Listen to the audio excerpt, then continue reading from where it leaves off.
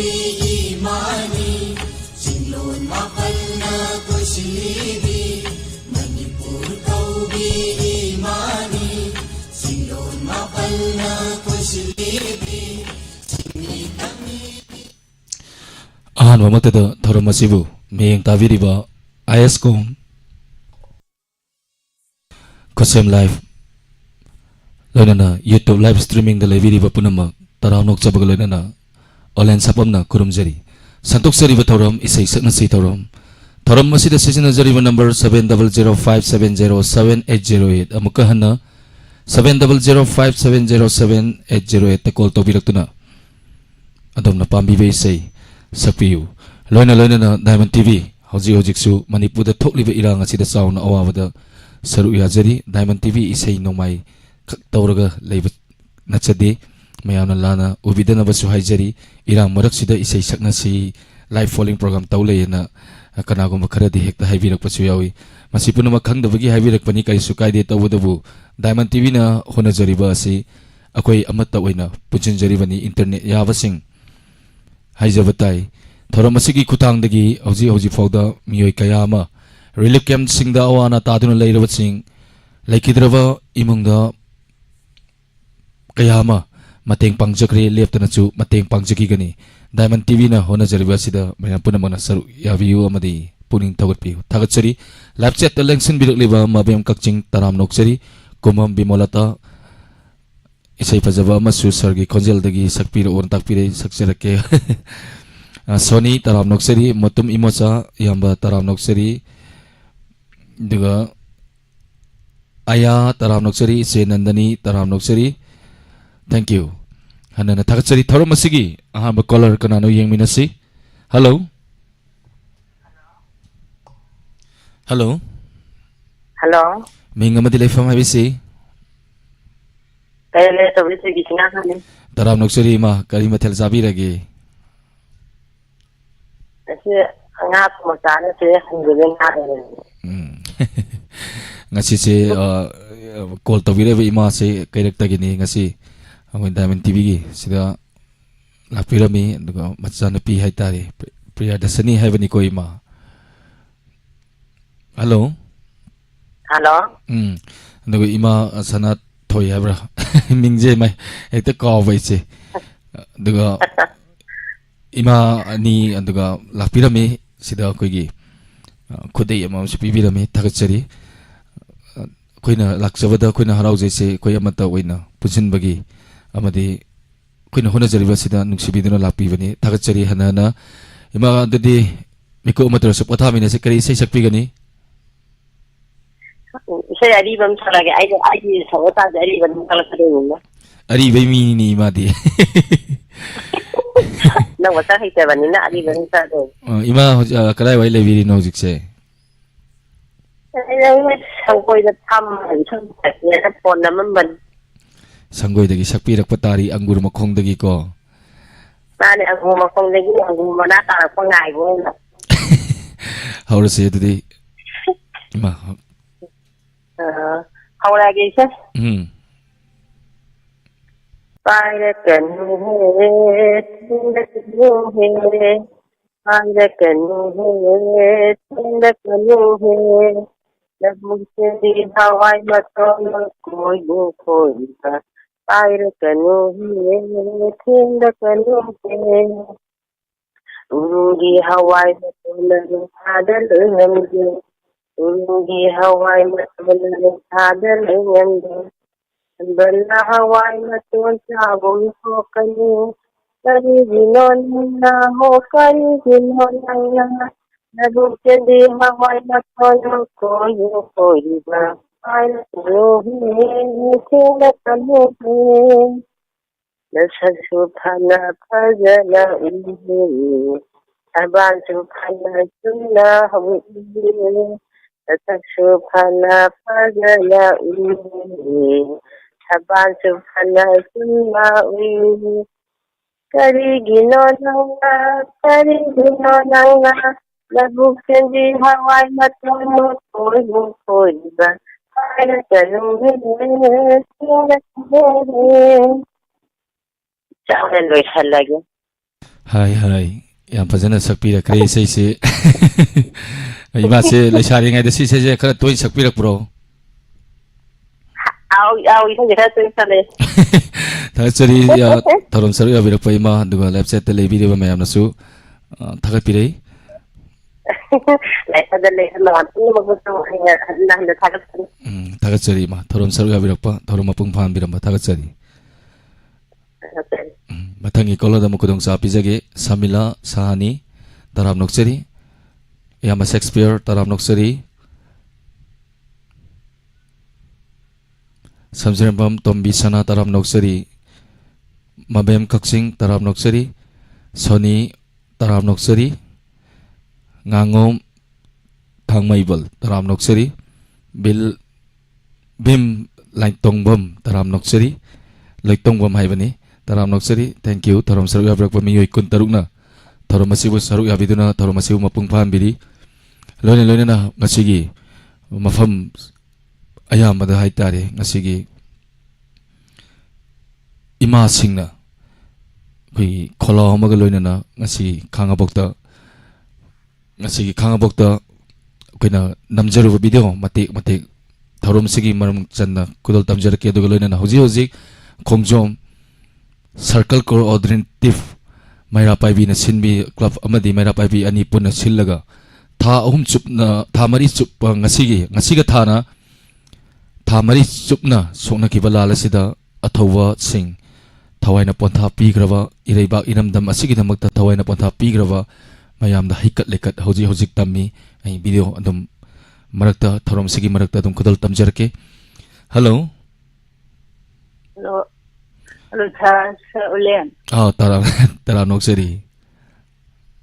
tak dei nom ta pinta taram noksari nam sa nungai biri ko nungai tia hai ta wai nungai habiu wai habi patti lan si loi ni ta am nungai tia kay matal sabi rage mami ko umuto su pathamina si lan gi awa wakhal je sum khanjal le re amu hena war ni ima ngakdang pothasi akoi ima sing ahlaman singi damak tani koina sinjeri ba thoram aduga akoi ama toina punjana ba hona jari bani masida akoi lan sokna ravani haidina nonga madi numita vo kappaga leibadi yadi akoi je wakhal khara chawtok patai maram aduna akoi su katang di noksi aduga akoi adum noga lang leira se haibadi natte miko amator su pothamina si ima kari mathal sabi rage koi sibot yoda sebol iro ma matai kari yawi ge ma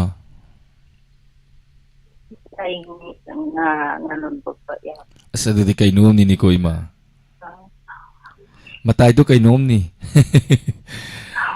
ado ima kari say sakpi gani si legang ni se ma salake kudal tabis kon muri phatte ado yam faida mayam si tong nei si yang si chana choi ki ya mayang ngapian kudal tabis ima hau lagi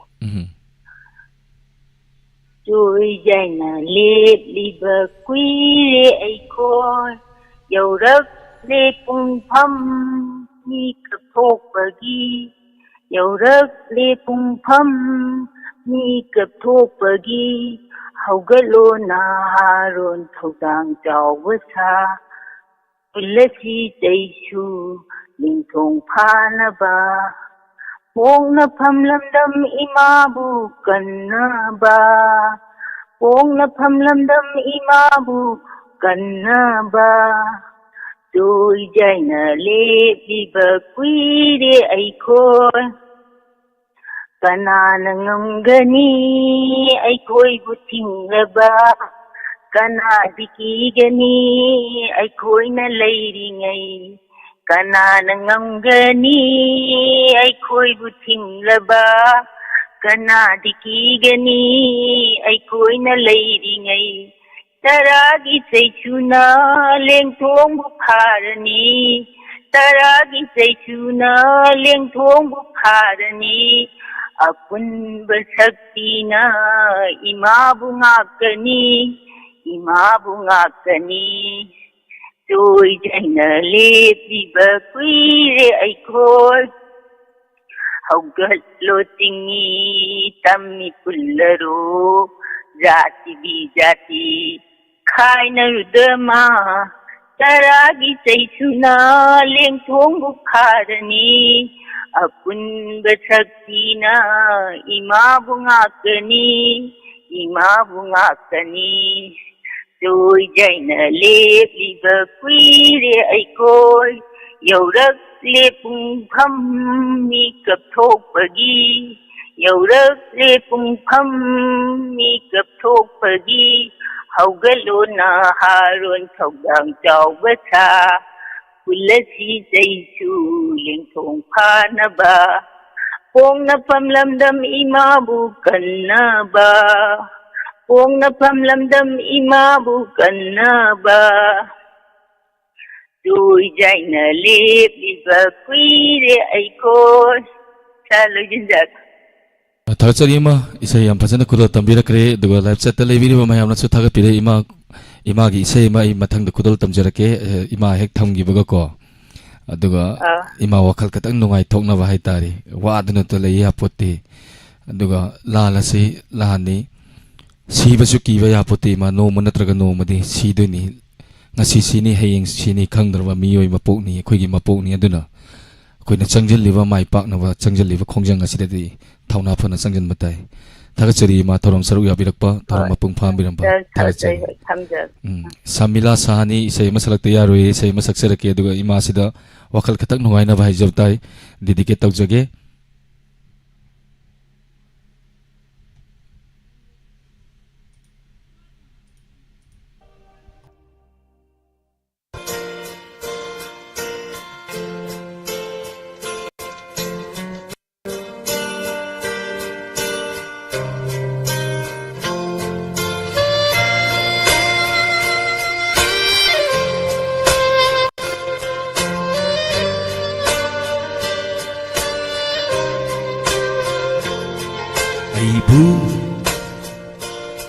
Nungsiba tambiriba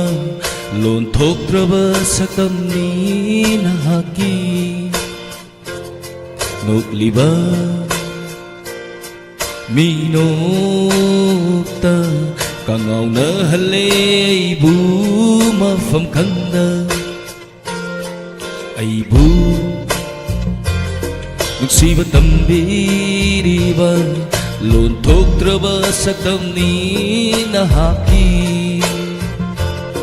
nukliba minokta kangau na halay bu mafam kanda asikpa ahing suloy kare tulamba thaja su sankare Sikpa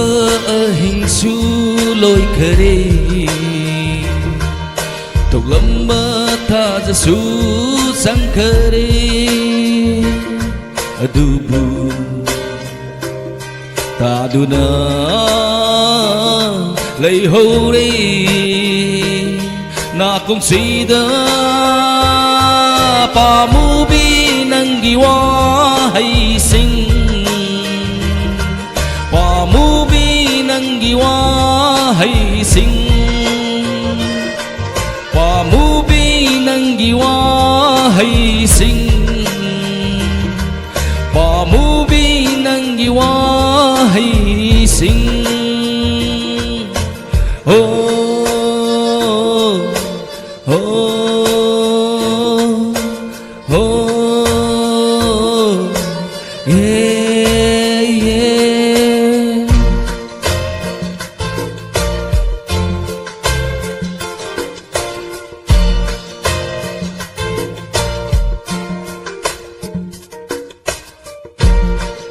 Caller, datang Pak BC.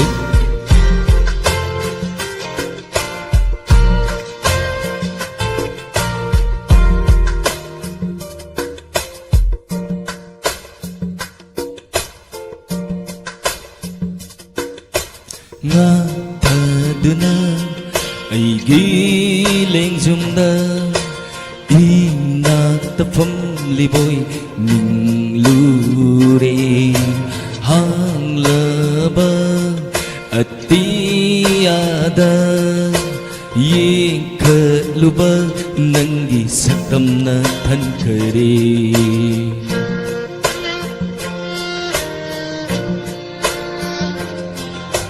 nga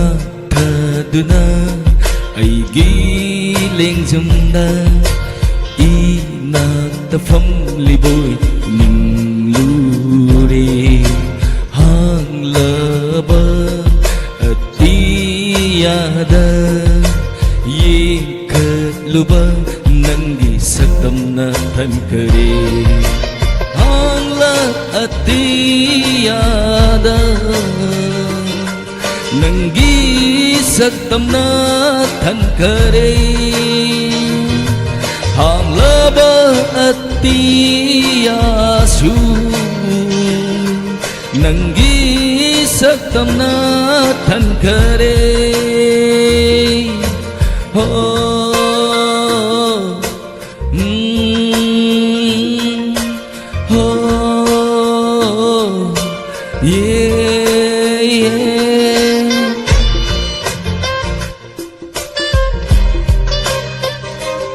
Thank you, say the policy on the copy. Thank you very much, Agachari.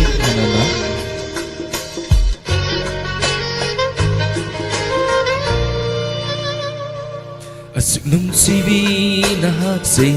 adukari ki la tholi asuk nung sivi na hakse adukari ki la tholi la lo pa mu binung sivi ko lage nang bunga sidi la lo pa mu binung sivi ko lage nang bunga sidi ai gi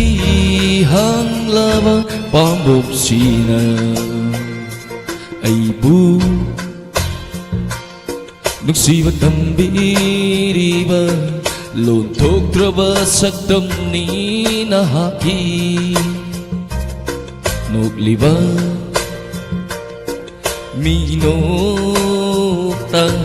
ca ngầu na hale ai bu ma phẩm khăng na ai bu nung si va tâm bi đi ba lộn thuốc tra ba sắc tâm ni na ha ki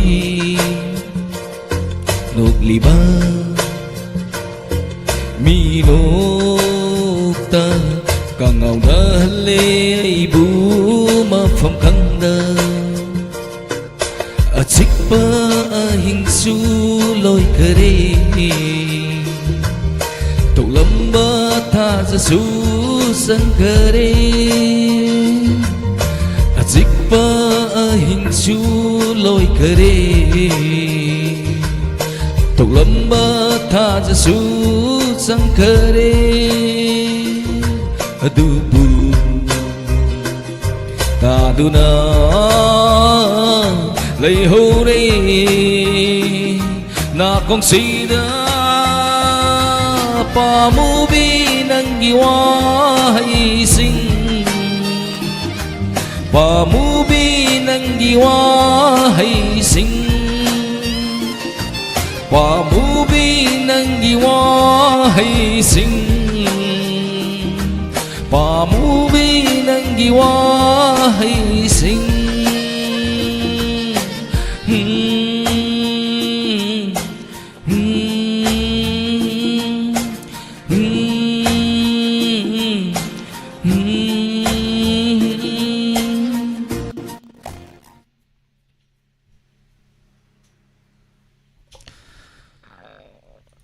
Tagatsari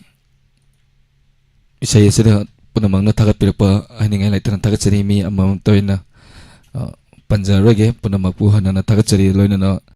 athorama sida che nandani na lapali singa makapire masigida magtai che bu hiningai lai tan tagatsari se mai pak ko review anai yaudana lai nawa soidana isoda tawni sage Gayatri Delhi meli filongi isaido sala osa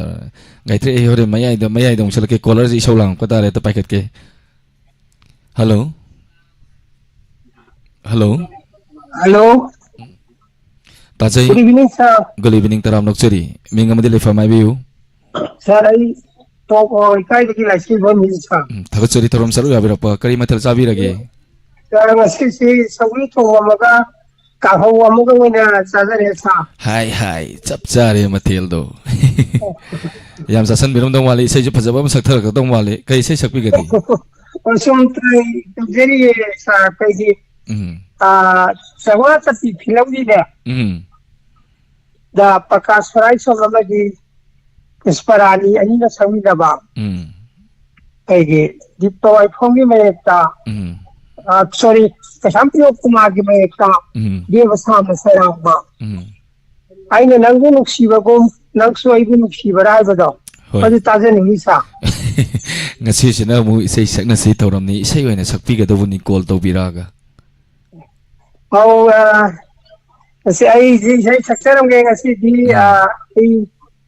see Gawati the Gia, I see 100 ever. okay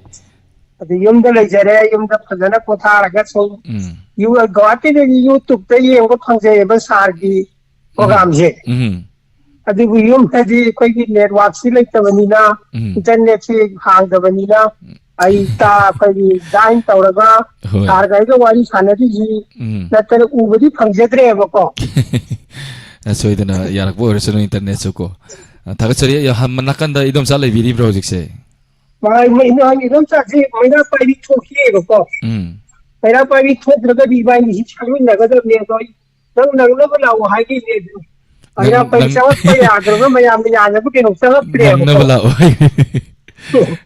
sidagi imai bel sing to ido adu chumor oi ba mani akasu kai di Money, thok money. kisu I was dying the Madina, Mawanda Yakana, you was we are there. hoi hoi I told the way that Tokyo Patare, but Suruga is your Sarah cannot talk to be otherwise never. kharan nei vira se di se ramon tang sakthar tong male ngasi di saguri thong we khara silap taw duga hobi re se I forget it. I know Shiva Nang Suaibu Shivara I know you are Zababu Nang Suaigi Wadabara Yazaresa hai isai am pazat na khudol tambi da kai isai jawan gi isai ni haijab tai Jawan design sa adu ya pazat na khudol tambi da kre duga live chat te lebi ba mayam na su thagat pire thagat sari thorom saru ya birak pa hana thorom apung pham bira ma thagat sari Thank you so much, sir. ngasi se mi khang yam yam le na me aduna Abdullah taram noksari Jiten Singa Gangrani Kolkata taram noksari mioi Delika anoivi taram noksari se ngathe Maria Subzer Bom Tombisana Aruni Akoijam RK Konung Sana Gayatri Yengkhom kratu na pajerake caller pairing atang bai bisi caller waro biroi duga sete kon thousam taram noksari Suranawai Maset Tabam Romita Chanu mayam na nuksibi bai ni tagasari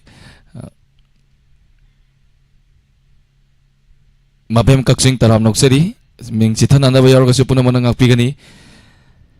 hello Hello. ming amati lefam hai biu Saulen Pundagiri si Bishnupur Mutupupi Wahimba Blogin Dame. dami ai taram noksari kari matal sabi lagi dami ai Si Hawaii Mapak am Leguru. Namin di kandre Hawaii Mapak. Tuga. Hawaii ako ay maming kang dire samay na samsam biro da bro Robin Hawaii apak pa Hawaii apak pa Mari laga kuyi. Yala ga yampan ni masuti. Kano kay kara murang na kataw lang hay tare. Anduga kay ngayay batuga jam thong eh. yam hawa matel sum sabi re ko dami ai ado dami agi fajar ba konjel mayam na khawra na ngai nari bani internet yarak ba ado thorom se saru ya bi re ado haring le tan thak chari dami ai kari sei kodol tambi gani Se mamang dari hinggan dum sate dum chai dum tu jera ke mte hay tare. kodol tambi si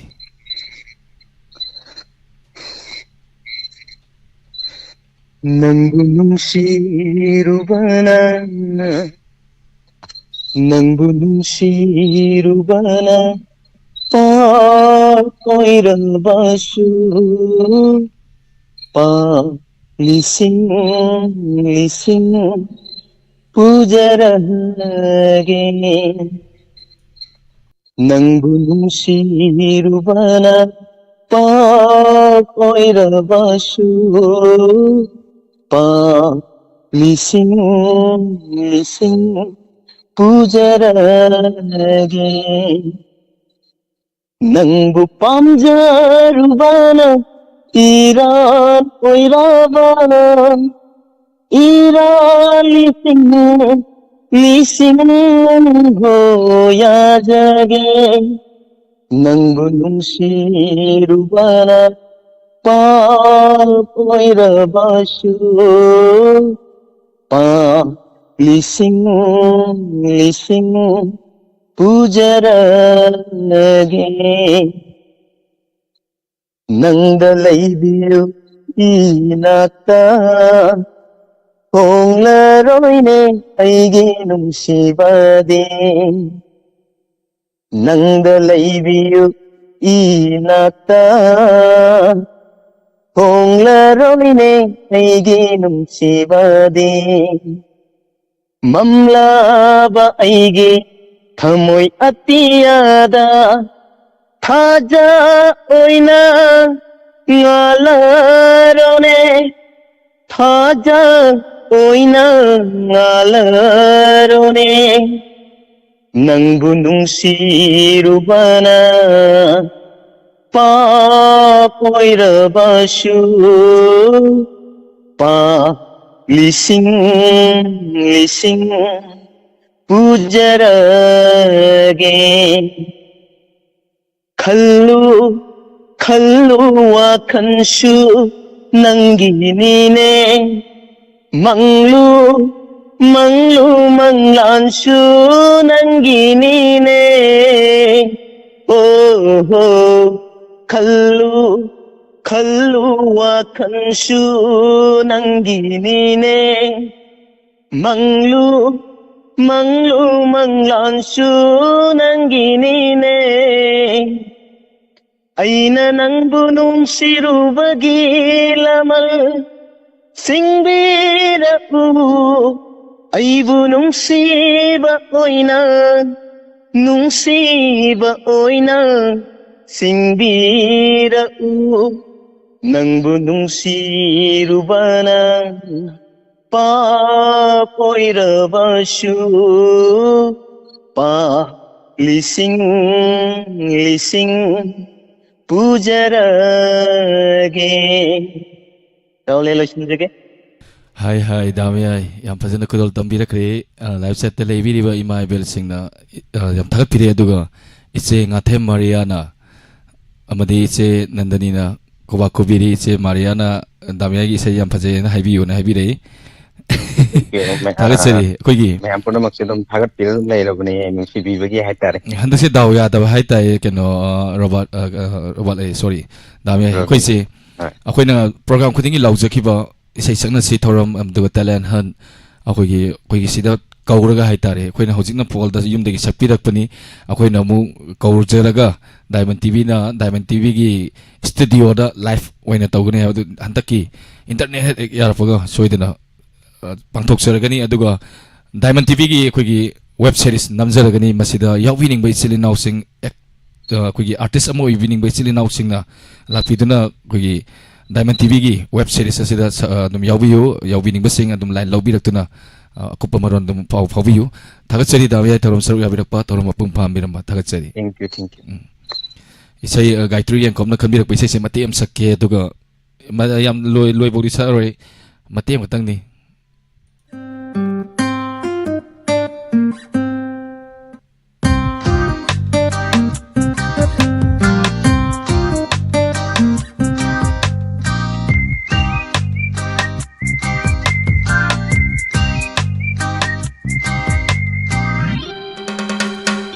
Lotuna thamladara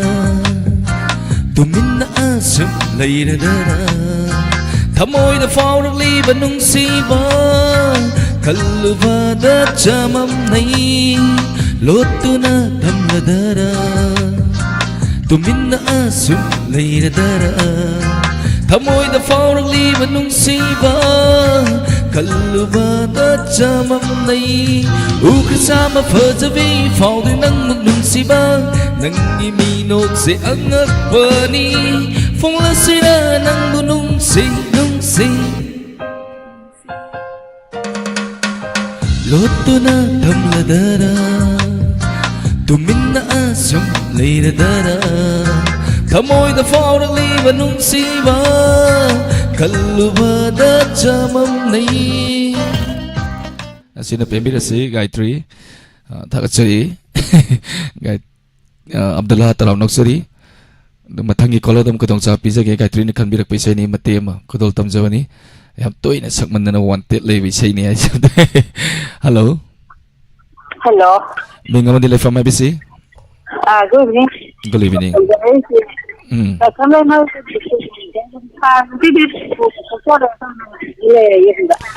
mayek se seng na tajadre loudspeaker thavi bro phone hello hello Hello. Hello. Ta ya kira ba. ta ya jare mingamadi le from ABC Cái đó đến sao? Tôi cái gì là cháu lên hơi bị rồi thì cái tôi giờ còn rồi thì đi tôi sẽ lấy xài rồi tôi yên đi tôi giờ thakachari tharam saru abira pa kari mathal sabi rage sang cái gì tôi biết không có cái gì này adu kari sei sakpi gani ha kari sei sakpi gani isai sei sa cái isai kan lo ma ni ko ngasi se call to bira ga sei sakpi ra kadau ni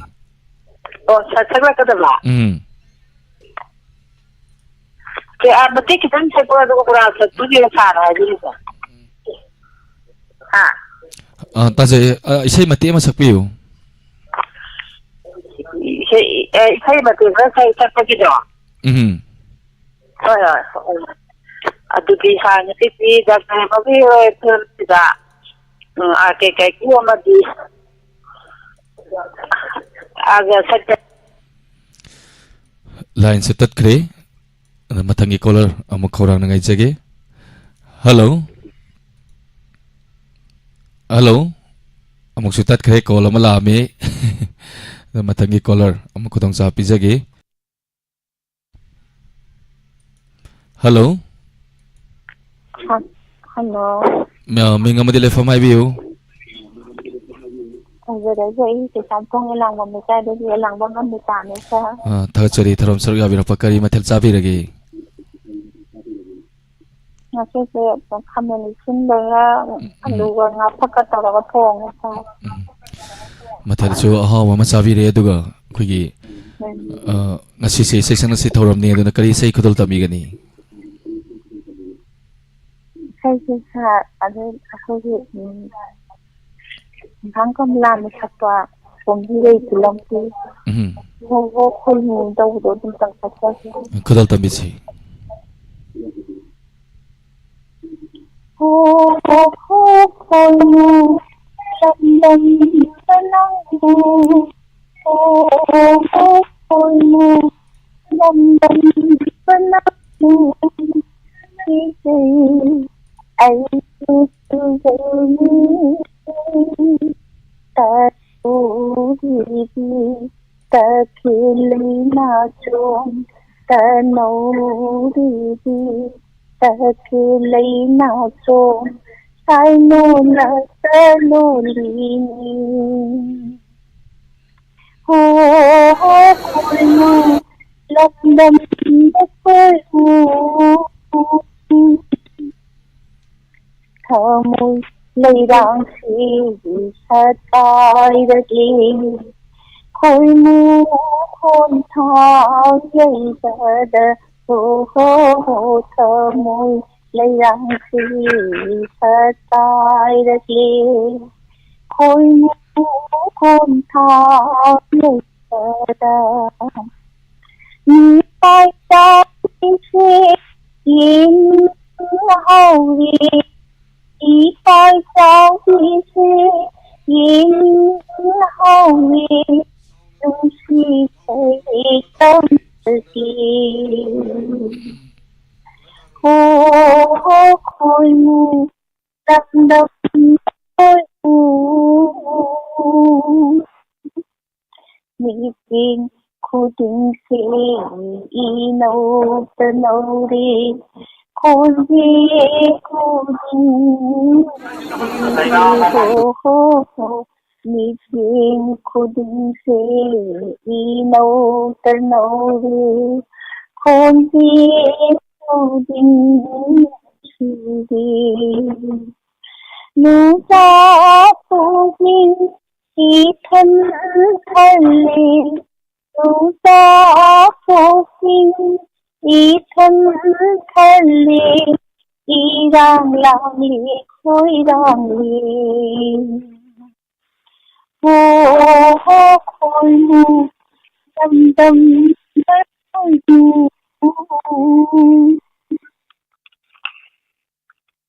ngày họp lột na lấy khô gava ai đi thơ mũi thơ phần hồ ngày họp lột na lấy khô gava ai đi thơ mũi thơ phần nắng na nung si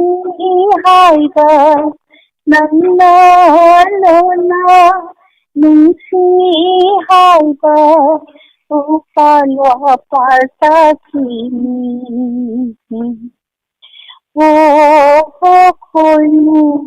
lam nang du ki dei ai di ki dei ni ta lo di ta khelai na chom ta lo di ta khelai na chom sai nu la ta lo di ni ho khoi mu lam ta khoi mu ho khoi mu lam ta khoi mu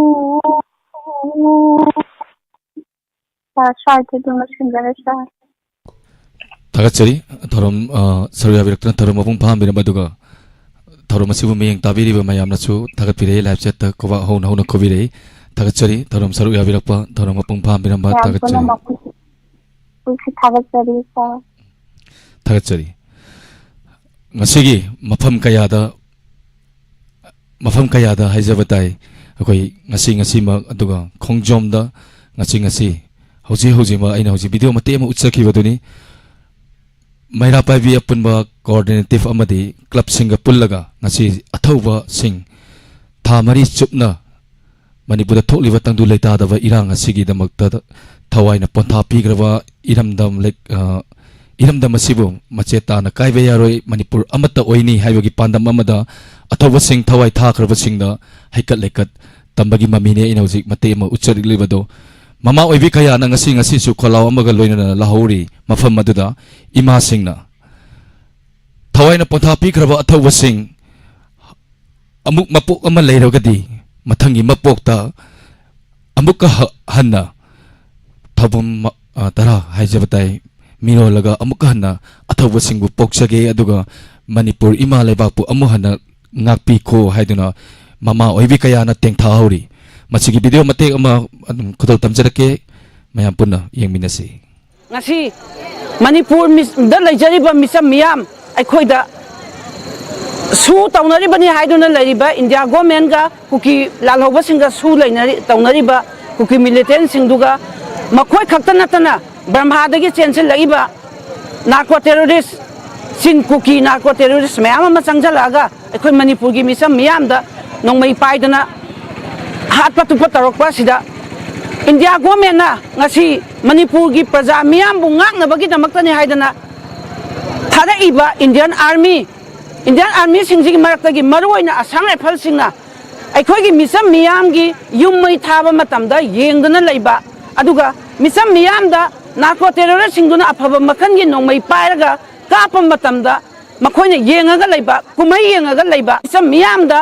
ꯈꯨꯠꯂꯥꯏ ꯄꯥꯏꯕꯁꯤꯡꯅ ꯑꯣꯟꯁꯤꯜꯂꯒ ꯅꯣꯡꯃꯩꯅ ꯀꯥꯞꯄ ꯃꯇꯝꯗ ꯀꯨꯝꯍꯩ ꯌꯦꯡꯕꯒꯨꯝꯅ ꯌꯦꯡꯉꯒ ꯂꯩꯔꯤꯕꯁꯦ ꯀꯔꯤ ꯃꯔꯝꯒꯤꯅꯣ ꯑꯩꯈꯣꯏ ꯃꯩꯇꯩ ꯍꯥꯏꯕ ꯐꯨꯔꯨꯞꯁꯦ ꯃꯅꯤꯄꯨꯔꯒꯤ ꯂꯩꯃꯥꯏꯁꯤꯗꯒꯤ ꯃꯨꯠꯈꯤꯅꯕ ꯑꯗꯨꯒ ꯏꯟꯗꯤꯌꯥꯒꯤ ꯂꯩꯃꯥꯏꯁꯤꯗꯒꯤ ꯃꯨꯠꯈꯤꯅꯕ ꯏꯟꯗꯤꯌꯥ ꯒꯣꯔꯃꯦꯟꯅ ꯀꯔꯝꯕ ꯑꯔꯣꯟꯕ ꯑꯦꯖꯦꯟꯗꯥ ꯑꯃ lay ya man mga maro ꯀꯩꯅꯣꯃ ꯀꯩꯅꯣꯗꯨꯗ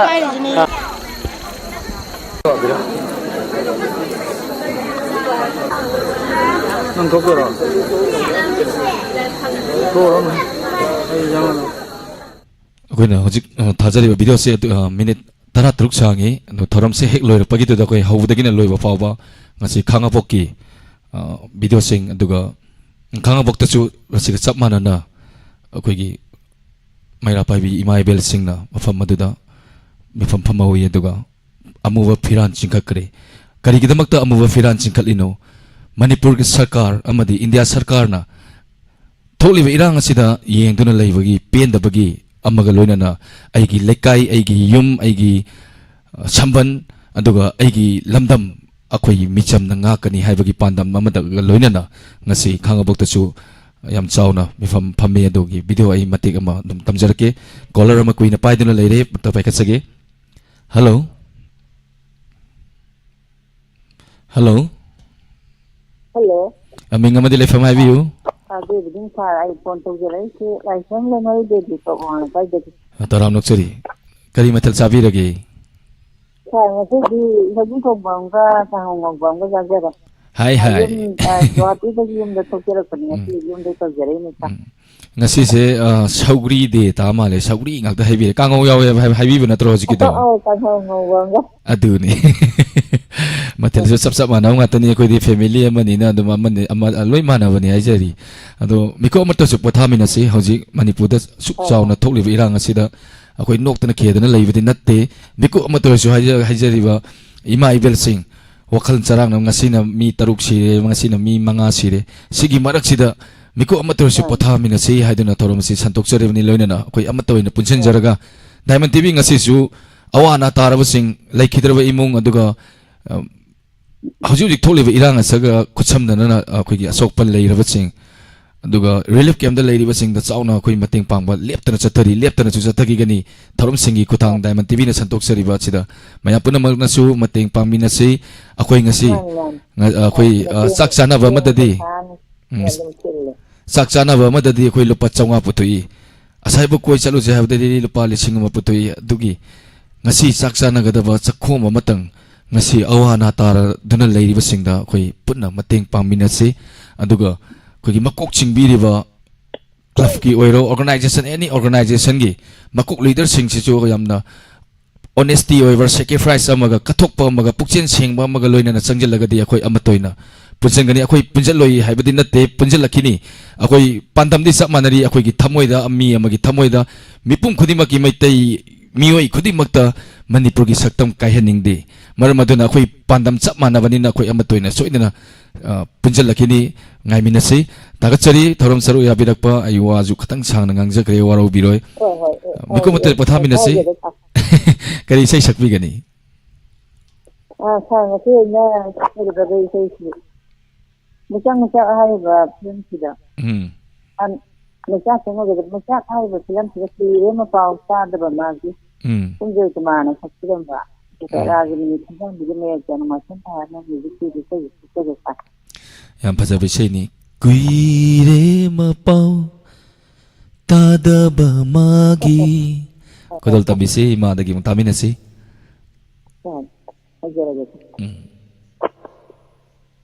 kuire ma pau ta da ba ma gi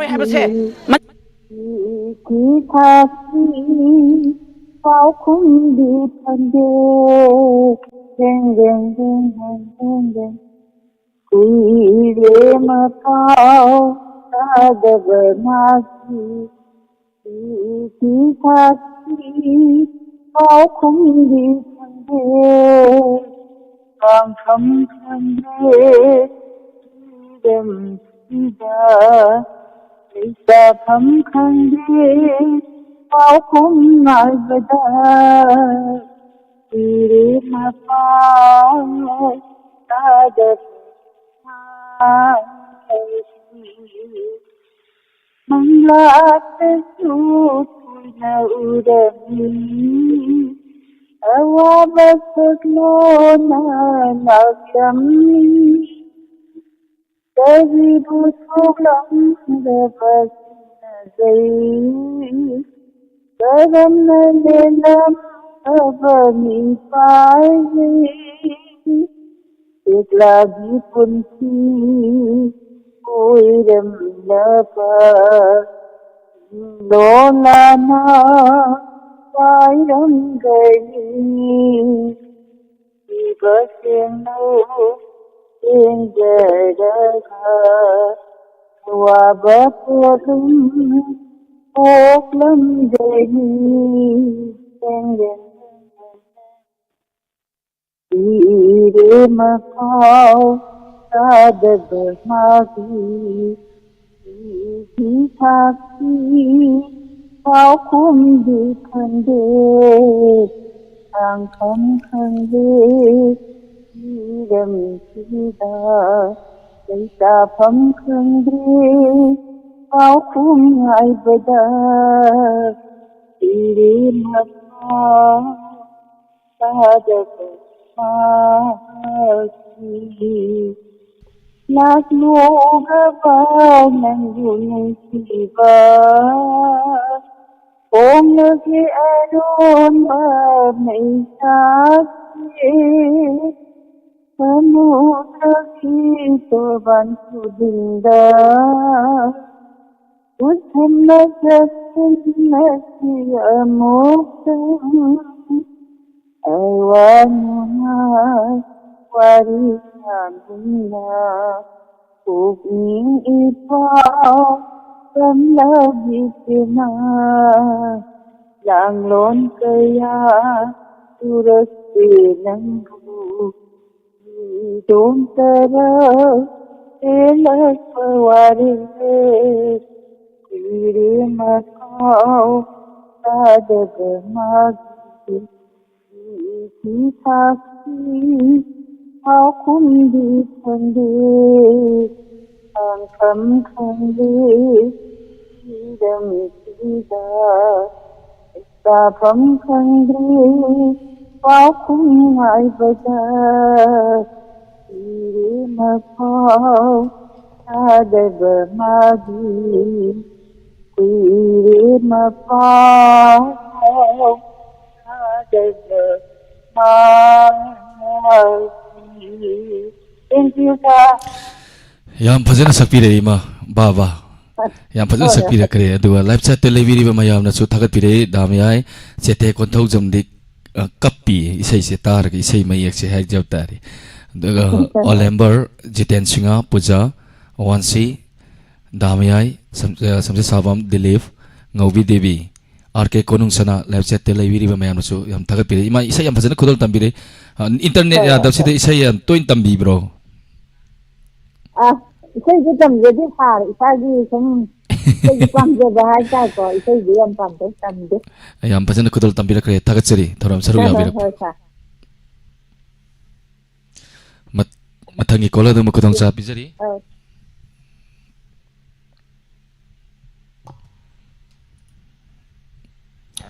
Ngaubi Devi RK Konung Puja Taram Noksari Jiten Singa Wansi Sente Taram Noksari Hello Hello Tajari naole Taram Noksari Yamba Tajari Sandi Sekir Ka Yamba kari mathal sabi rage Igom bazare Okay Yamba isai yamba chana kudol tambira ka tomari hojik se thaba mafam da leviri bro yum da leviri bro On ne on Ole aditi karaoke rock tong mandre ko ya mga sidi kari sai kudol tambi ga dori matam kuire tinga cite ya lo sai solo ngarang hai gi sakpan nang hongre network na kai ya ki ta bani adum ai atopa mai ta dum sakchela kudol tambi si karaoke au de thabal thabal Habal di mangalda तारीबा हे अईगी अईगी अवाबा इतौरागा अईगी अवाबा इतौरागा नंगा अईबु लग्नरीबरा नंगा अईबु लग्नरीबरा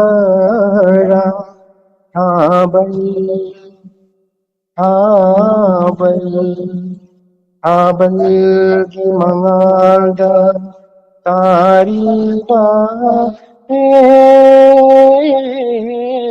अईगी तारा मरिनी पानबै आजै मंगादा अदुङै फमिन्नकी अदुङै फमिन्नकी माई हाजबु येंदुना थमोय थमोय तीनकी नंगना साखी ओइदुना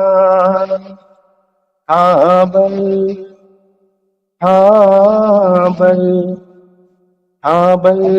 की मंगादा तारीबा हे अईगी नुसी महितन चाक्लबा अईगी थमोयनी नुसी महितन चाक्लबा अईगी थमोयनी चखरो थाजा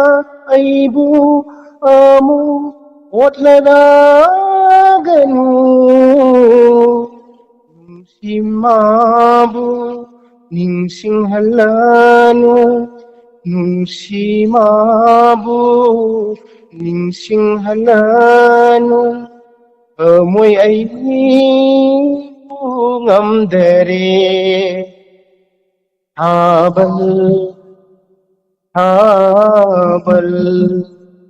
habal ki mangalda tariba he aigi mi isa lagi nole Thachari yamba ya pajana kudal tambira kare aduga left side ta leividi ba mayamna kowa kobire yamba yam thagat pire mayam puno Thagachari yamba thorom saru ya pirakwa thorom apung pham biramba thagachari mathangi kolar lokho chadringai da ngasi khangabok apunba maira paibi amadi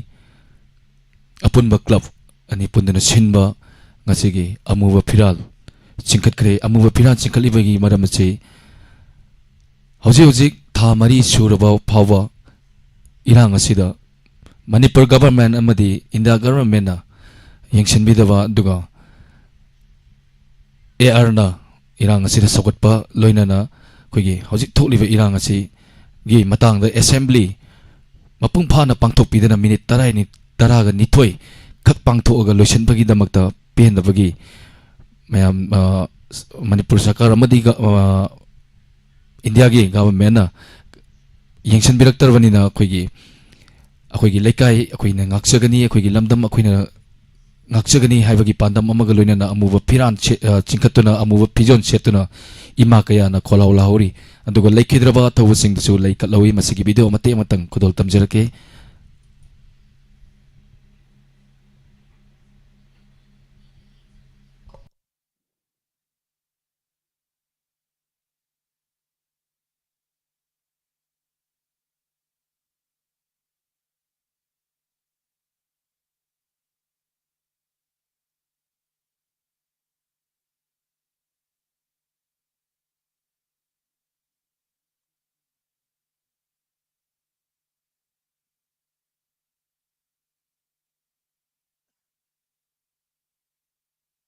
Karigumba amata yengsen bidaba biren amadi makhoi ani gi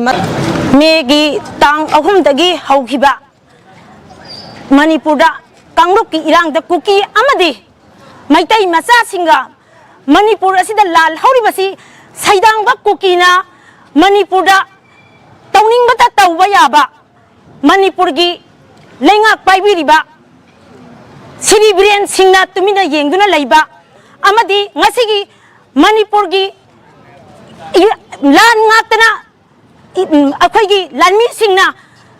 lanbhamda Manipur ima ki saktam kaiba yaroi haiduna lan ngaktariba isa inau gi dama akhoi ngasi amu badres setuna makhoi gi dama nungai taba phongdo I haibase media gi thongda haijari hanna chu ngasi khongbam lenjana lekhi gani Narendra Modi Biren Singh kadai dai namit pangbra namit tu kadai da pali nana pangbra Biren nang kadai dai Manipur matasi kari oina oi tumi kang oina ubra akoi siba ki de hatok piyo ek pan biyo karam ba ek pan geno karam ba sarang da thambi geno thambiru law Manipur imana ngasi thawana pontha hek bidri bhaba koki tumna hatani koki tumna hatri bhaba Manipur macha khongdam halai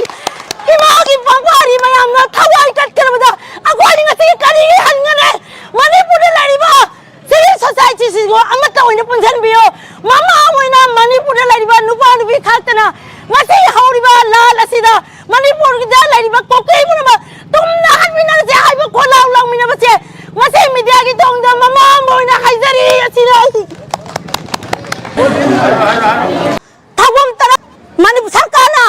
lenga singa pangamda targadi akan khongdam Hariba video sing khongjom dagi ima manasu ngangwi gre aduga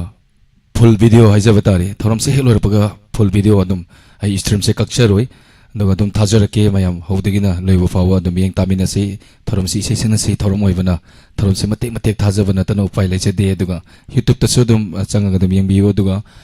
hojiki thoram ka chata jage samje sabam delif once again olember taram noksari jiten thachari thoram asigi aroiba color lokhachagi aduga kanano yemina se hello hello Meng amadi leifam habiu sarai kyang gi dagi henba taram noksari kari mathal chabi rage sang asi je ai nan min ni me ada le jawren duna lapu tharo irolame mathal so hawa ma chabi re irom bache ko ngasi di pura saugri ge irom bagani tare se matai kari yauge matai sa champulo na tawre samna ko oja aroiba color so evire adu kari sai sakpi gani sai je ai legi da gabai kakana irappa isai mayem tang ai matiem tang sakjagi sa khodol tambisi leba ni musi iko khitang lo thopi ne sa ai lo ai semjara ki hoja ugera ge ja imagi ibungo tawai gimani ngairi ne imana icabu halakpa ting lahing tang lo khuding kutamaira paiduna imagi bungo tawai gimani irai bak iramdam pukna pam imagi nang nasatkiba ningtam lampam do unja kaya hukare umun masing yam lekle imagi bungo tawai gimani tuklak lo laklo imagi bungo aku tangang ba matsugi langam piram paiduna tuklak lo laklo imagi pari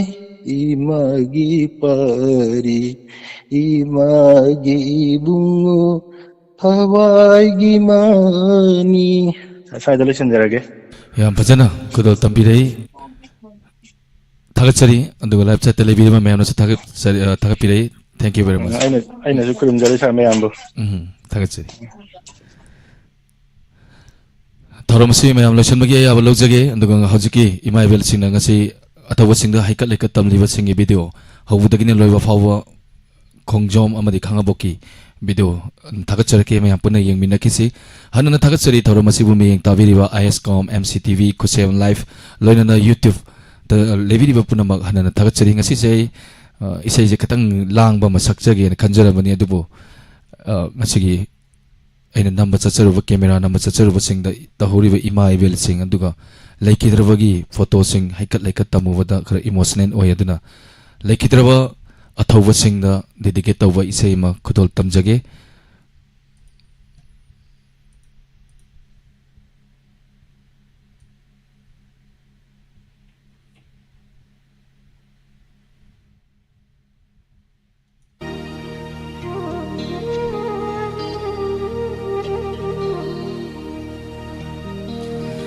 Siraba aigi thawai manga kai đâu ngay kai na ni nanga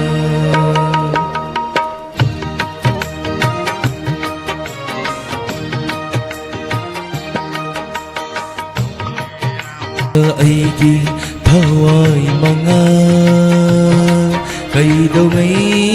kai na ni nanga ware wa min nay nungai re nungai min nay ware wa min nay nungai re nungai min nay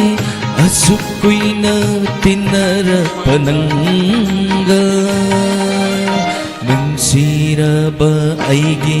thawai manga kai đâu ngay kai na ni nanga hojik hojik kanglop anigi thoglib irang asida laikidraba thoba sing da dedicate tawjage makoina lairam lenda ingna sikna leiba oirasano imai bena laikat pagaloina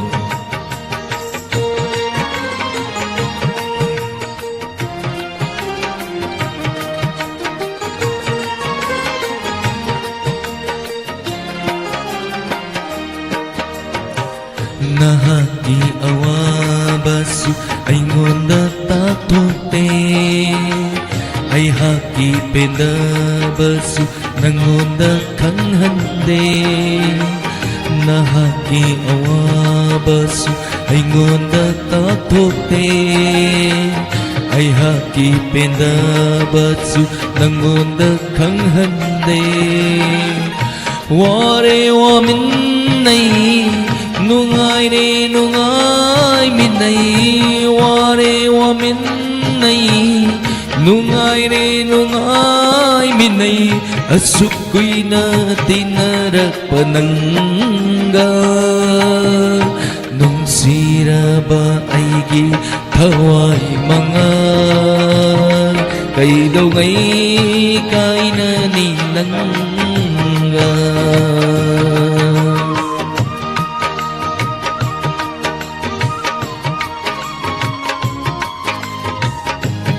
RK Kono say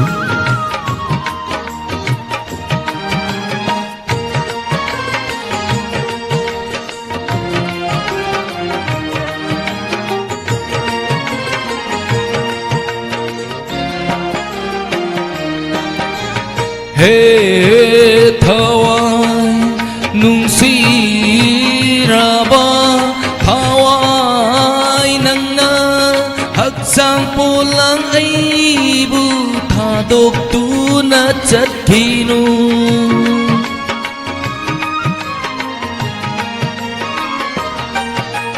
Hey thawai nung siraba thawai nang na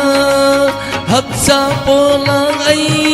bu thadok tu na chat khinu pancabot na saba aigi haksang pulang ni pancabot na saba aigi haksang pulang ni tinkini malim da nung masoy roy nung siraba aigi thawai mga kailangan ko'y naninangga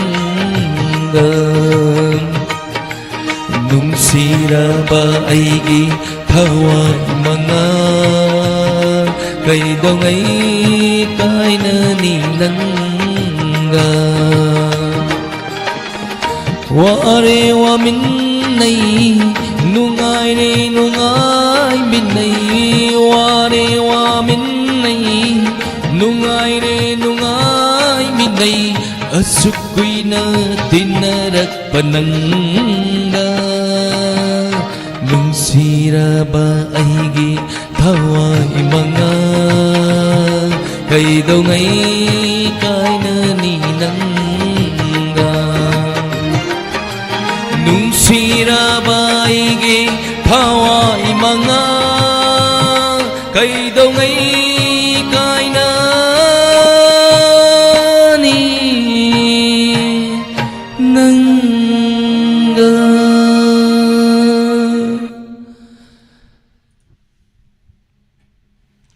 다같이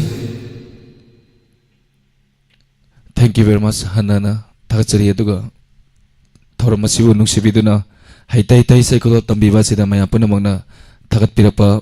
더러마시고 미행 따비리바 punamak부 하이닝하이 라이타나 다같이 누가 더러마시다 리싱 아마가주 어모 이세 난다니나 팔리싱 아마가 뭐 카피락트나 더러마시고 마풍판 비리 하이닝하이 라이타나 다같이 이세 또루 타부코디막다 mai pakpu oirasuno aya anai yaudana yaifana lainaba kitamakta isodana nauna thoni jage thagachari hanana thank you very much mayam seming oina amamta panjarage thagapira papuna amukana thagachari duga thoramsi mayam lotion bagi ayaba logjage miko kharagi matungda inspector tayai mayam punna anjan basaruk punna pungtara matai taba matamda मैं अपने young मिनसे दुगा अदोंगी थमोई the लेबा अदोंगी पुकनिंग the लेबा वाफम खुदिम हयेंग नुंथिन गी पुंग मताबा मतमदा पुकनिंग गी वारोन गी खुथांग the फोंगतोक PU दुगा हजिकिदि आइना ngasai utsawa video ani khongjong amadi khangabokki मेरा पाबी amadi club singna ngasi अथौबा सिंग द हाइकत लेकत तंबगी video full ado थाजरके मैं पुना मियंग तामिनसी हजिकि नदि मिको Kardang मियाम दगी laptop chagi punamapu olen sapam namukana खुरमजरी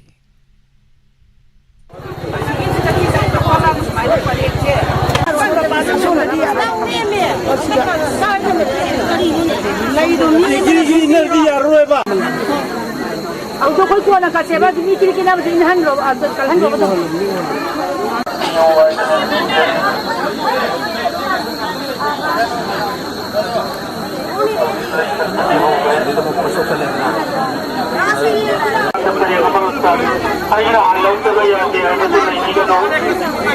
Saya pernah maksud lain konstruksi komputer bagi. Tapi no, lain kan komputer itu sudah langsung sip pulau. Lain nama mang. Solo. Tahu ina. Yang nak kerja sana di kan. Tahu ina kan. Ayam pun apa?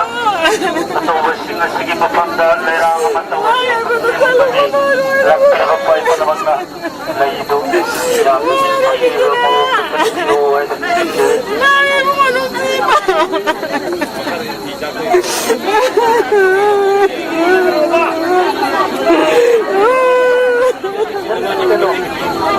karena dong sampai dong video kali kami kita nano ay betul masakhang na bobo video kung nilay na amang tampay ka ano may nagkatiyo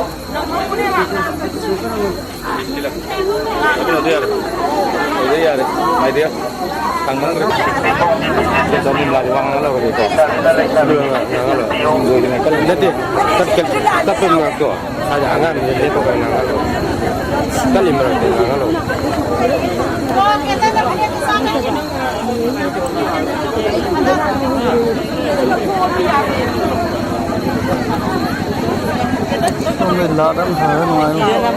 kali berarti ngalo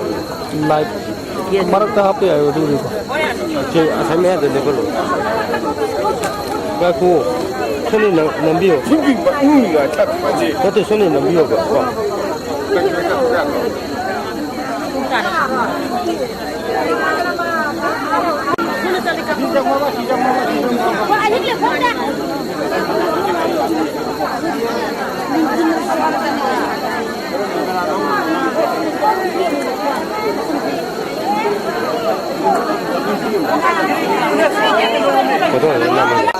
Kalau tentang nafas,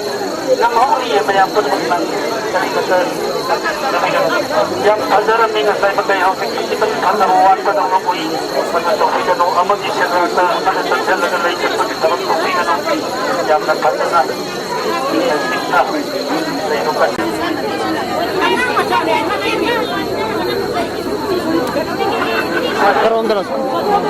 Hal maksa suara, lain orang yang tak betul, betul topi dan yang nak dan yang nak investasi. Damsa. Hai dia dulu tiro.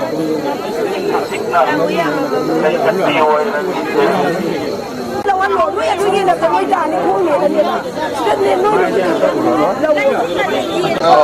Tak nak dengar ini tak suara hanci. Tak asyam ya. Hello. Hello. Itu ketika kita pagi oleh nama jalan-jalan ada dia. Nah, ngasi koi na hauji mafam asida coordination committee khongjom sarkar na sinjadana akhoi megi tarik ahum dagi ngasi phawbada leptana chatharakliba kuki terrorist singna maitai misam mayamda landarak-tuna ngasi samjaraba misam mayam kayagi thawaina pontha pikhraba aduga yum kaya mai thadok bigidana leibham leidadana lanjenadana leiriba asinga siga haiba numit asiga asida September gi tarik ahum sida ekoi thabum mari chapchana phare thabum mari sigi manungda ekoi gi ngasi ekoi na haikat lekat tamjari ba si thabum mari sigi manungda ekoi gi misam miyambu nongmai paiba kuki terrorist singna hatpa amadi lainana ba yum phawa mai thadok bidana leibham leitadana chen khraba mayam dubu adugi khun mayam du ngakna bagi dama akhoi gi isa singna akhoi gi laijaba license no mai paidana akhoi gi khun akhoi gi irei pak kan daba yade haidan tholaktana khun ngakpa matamda kuki terrorist singna afaba makhan gi khulai pairaga akhoi gi misam khun ngakchariba singda no mai kapak padagi no mai na panduna thawaina pontha pi khraba akhoi gi isa mayam gi mafam da ngasi akhoi haikal lekal asi tamjaribani aduna masida sinjal langjari basi coordination committee khongjom sarkan mera apun bana club mera paibi apun bana semjabani hariba coordination committee sina makha chatharakpa thabak thoram moina ngasi gi thabum mari pharakpagi thoram masi joi koi pangthok saribani masi asuke matik khudong thiningai oiraba ngasi manipur da laijariba misam miyam aikhoida su taunari bani haiduna lariba India government ga kuki lalhoba singa su lainari taunari ba kuki militant singduga makhoi khakta natana brahma dagi chensil laiba narco terrorist sin kuki narco terrorist mayam ma changjalaga ekhoi manipur gi misam miyam da nongmai paidana hat patu patarokpa sida India government na ngasi manipur gi praja miyam bu ngakna bagi damaktani haidana thada iba Indian Army singji marakta maruina asang rifle singna akhoi gi misam miyam gi yummai thaba matamda yengdana leiba aduga misam miyam da narco terrorist singduna afaba makhan gi nongmai pairaga kapam matamda makhoina yengaga leiba kumai yengaga leiba sigum mayam ase thabum mari chupna chathara abaneba sigi matang sidani gasi manipur da leiriba misam miyam na India government da hangiba akhoi manipur da leiriba maitai haiba phurupse akhoi India gi citizen ama natabra haiba wahang sineba aduga akhoi India gi citizen ama oiragadi India government ga kuki na suda lainariba su taunariba kuki militant singa makhoina su taunaba matamda India gi citizen ama oiriba nagari khuding makta khut thadraga India gi manungda leiba apikpa state amagi manungda leiba phurup ama maitai haiba phurup sida atamnana nungmai kapu makhoi gi yummai thau haibase India government na asam rifle amadi makhoi gi akhoi bu ngakpui bagi namada changaiba Indian army singsida instruction pibra haiba wapam chineba ngasi manipur gi miyam na hangiba se mase akhoi yamna थमोई काइबा मिसम ngangnabagidamakta tharaklliba army singna misam miyamda khulai paiba singna onsillaga nomaina kapha matamda kumhai yengbagumna yengaga laiba se kari maramgino akhoi maitai haiba phurse manipur gi laimai sidagi mutkhinaba aduga india gi laimai sidagi mutkhinaba india government na karamba aronbe agenda ama sijanariba ge haiba se manipur gi miyamna hangeba ngasidi ngasi su hangeba akhoi india gi citizen ama oiragadi akhoi na ngang bagi akhoi gi ning tamba aduga akhoi gi hing bagi ning tamba asi pibam thok tabraba akhoi maitai gi oina hing bagi hak leitraba aduga maning tamna ngang basak bagi ngang basak ayaba pidragadi akhoi maitai amo oina india gi manung da leiri haiba india gi citizen ne ama haiba se akhoi karamna khangadori noba aduna ngasi manipur da leijariba misam miyambu ngakpi senbina bagi da makta laiba India government na thabirakliba Indian army sing maruina Assam rifle sing makoina akhoi manipur gi misam miyambu ngakpiroi da leragadi makhoi hanbikro akhoi manipur dagi India government na tharaiba army khudingmak hanbikro aduga maruina Assam rifle hanbikro akhoi manipur da leijariba misam miyam akhoina araiba khutta khulai pairaga araiba shakti sijanaraga manipur se akhoi ngakjarage akhoi gi iramdam akhoi na ngakani mitopna akhoi gi iramdam ngakpa yaro haiba wapam se ngasi coordination committee khongjom sarkan gi maikai dagi india government da akhoi wahang se hanjan hangdana lakre ngasi so hangeba akhoi da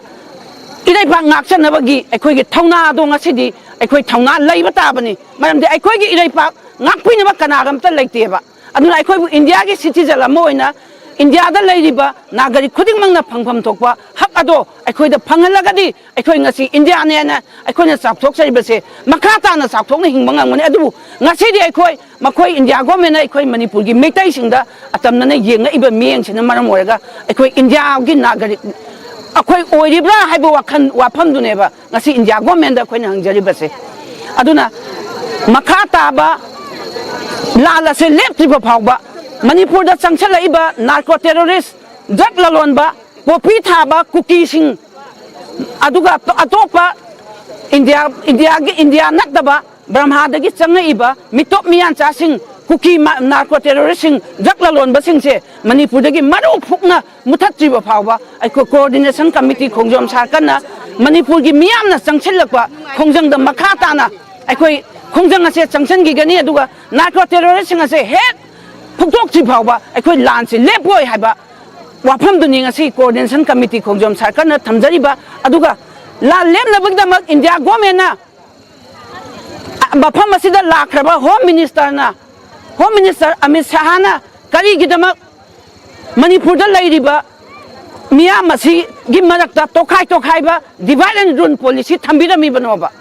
singdana ama lengakpa tangpaktana ama lengakpa Manipur da lengak ani leiba yaroi habase Manipur gi apunbagi saktam kaiba yaroi habase ngasi phawda maitaina lepaga lai hojek ju lepini aduna Manipur gi apunbagi saktam kaiba dagi di thawaina pontha pibana hena phai haidana ngasi di thauna pharaba icha singna akhoi gi khun akhoi gi iramdam akhoi na ngakja gani haiduna khun ngakna bhona bana ngasi di aphaba khulai paiba kuki terrorist singi nongmai maruna panduna asidi isa kaya gi thawaina pontha piribe isa singa sigi thawaina mapugi laikonda ingna sikna leiruna bagi damak ngasi kuki terrorist singna otpa naiba makhoi gi miot minaida khangak ibase thabum mari mapung chapchana pharak pagi numit asida ngasi coordination committee khongjom sarkana athauba singi thawaina ingna sikna leina bagi damak mapugi laikonda Santi oina laina bagi damak ngamjaba hairang leirang maira katuna ngasi akhoi gi thoram ase pangthok jaribani nai urimni isma laikat basin loina aga ba ai khidra si ai khidra me laiyaman banga maro no mama kanu du da ha ei be man jibo ba kadan tari ne ba juwa cha da bu na law ba ma phi bana du haidok kana ba sekat le hai ba phanek to jugo dem cha da ba Paraga. Kano tau jing ada.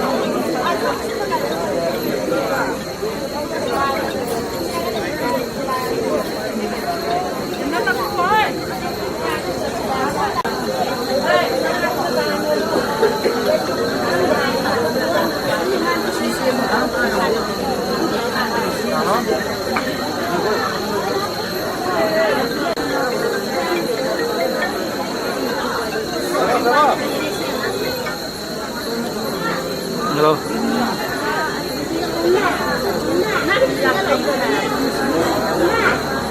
따들어보. 넌 거꾸로. 그거 아이 장하나. 아이 kana 공정네. 재미 레이커 베이비도 나미. 공정다. 레이커 베이비도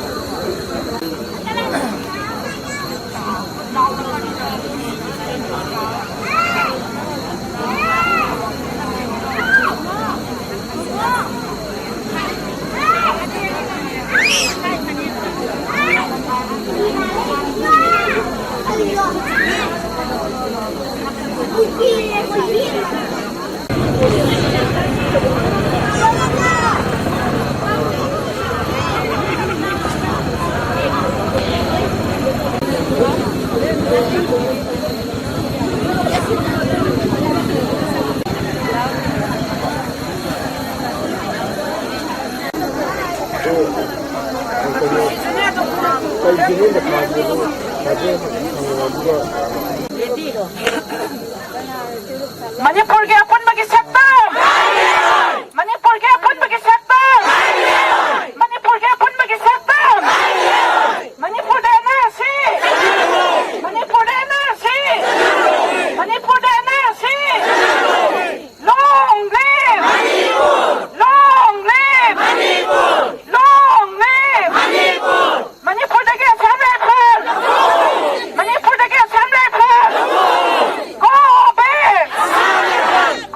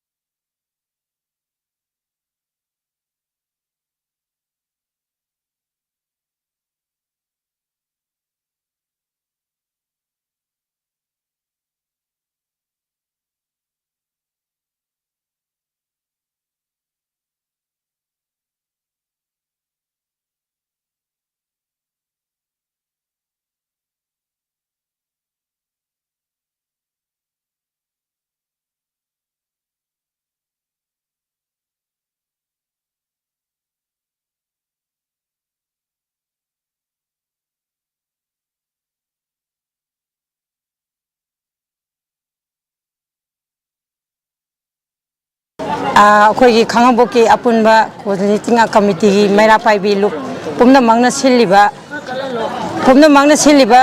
ꯐꯝꯂꯤꯕ ꯄꯥꯡꯊꯣꯛꯂꯤꯕ ꯃꯤꯐꯝ ꯑꯁꯤ ꯑꯇꯩ ꯑꯃꯒꯤ ꯅꯠꯇꯦ ꯑꯩꯈꯣꯏꯅ ꯍꯟꯗꯛꯀꯤ ꯍꯧꯔꯤꯕ